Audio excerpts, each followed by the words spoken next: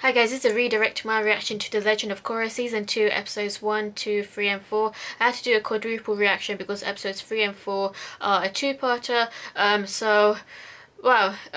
So this is a very different type of story. I mean, it is Season 2, but I just thought like they might continue a bit with... I thought like Amon might still be alive, or someone might like replace Amon as the leader of the equalist movement or something, but it seems to be a very different type of season because it's focused on spirits now. It's not focused on...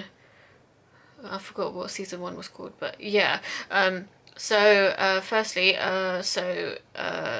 Korra, she is getting very good with airbending, and she doesn't like the fact that Tenzin and other people are like making decisions for her about how she should train as the avatar.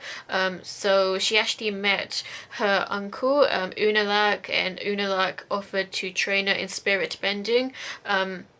In how to control spirits, because apparently there's been a lot of spirit monsters like wreaking havoc, being very angry towards the humans. So she's been trying to stop the spirit monsters retaliation, because basically long time ago, Korra's father, he angered the spirits by destroying this beautiful forest, and ever since, like, the southern pole was like um, invaded by these spirits, and they destroyed the southern pole, so he was banished from the southern pole, so he had to make a life in the northern pole, in the northern tribe. So yeah, because he got banished, his younger brother, who is Korra's uncle, became the new chief. It turns out that all this time, Unalaq, Korra's uncle, was actually using Korra and framing everything. He's an absolute traitor. He's an absolute liar, and he's only there for the power. So he actually made his brother, who is Korra's father, he actually made him get banished, just so that he can become the chief, since usually the chief is the oldest brother. So just so he could get that position, and also for staging the trial, like he was sort of like trying to make it seem fair by lessening the punishment level, because initially during basically so there's been like a lot of conflict going on between the northern and the southern water tribes. So what was it? It was the southern water tribe invading the northern water tribe, and like Korra's job is to be neutral in the conflict. She's supposed to stop the conflict, but she found it really hard to do that. So, and even though she found it really hard to do that, like it was all like very carefully, cunningly planned by Unalaq. He staged the trial. He made the judge. He basically bribed the judge, blackmailed him to like basically give to plead to make to sentence Korra's father as guilty, and to sentence him with the punishment. So the first punishment was death, but then Unalaq said no, just lessen his punishment to something else, not death. So he just gave him imprisonment. But the actual truth is that Unalaq wanted him out of the way, so that's why the punishment was given, just so that he doesn't mess with his plans, his evil plans.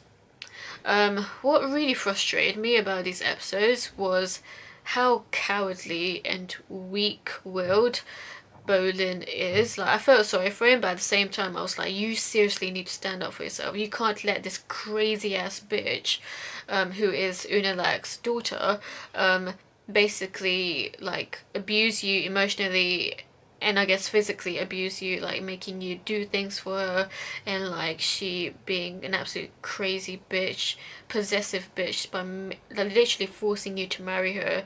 And then now at the very end, like she was like going in for an attack, because Korra basically she wanted to go into civil war with Unalaq because of how traitorous and scumbag-ish he's been towards his own brother, whom he captured.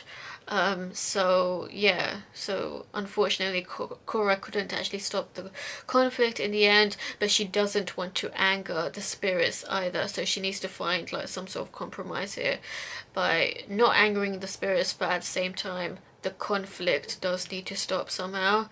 Um, so I don't know what to expect.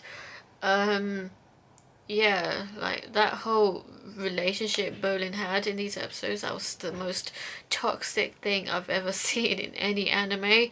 There are some toxic relationships, but that one was just like, what the fuck am I watching? Like I was getting annoyed that he couldn't even get the guts to like just tell her how it is. I mean he did, but like it wasn't like, you know, like he didn't have proper balls to like just say, you know, show who's boss, you know, like don't let her overpower you like that. Um, so that was annoying, but I mean, it's quite a different season. It seems like it's all focused on these spirits, and it actually reminded me of Princess Mononoke. And in Princess Mononoke, there's this beautiful forest that you're not allowed to destroy the forest, otherwise these spirits will, otherwise this particular spirit will attack you. From what I can remember, it's been a long time since I watched that movie, but yeah, that's what it reminded me of. So yeah, I don't know what to expect with this. To be honest, the whole spirit idea, I don't know if it's gonna be my thing really, but I mean, it is what it is. It's still really good episodes. But I don't know, like if Korra will have like mastered the art of like controlling spirits by the end of this season or something. But yeah, that's probably my prediction really. So yeah, what did you think of these episodes? Let me know and stay tuned for more.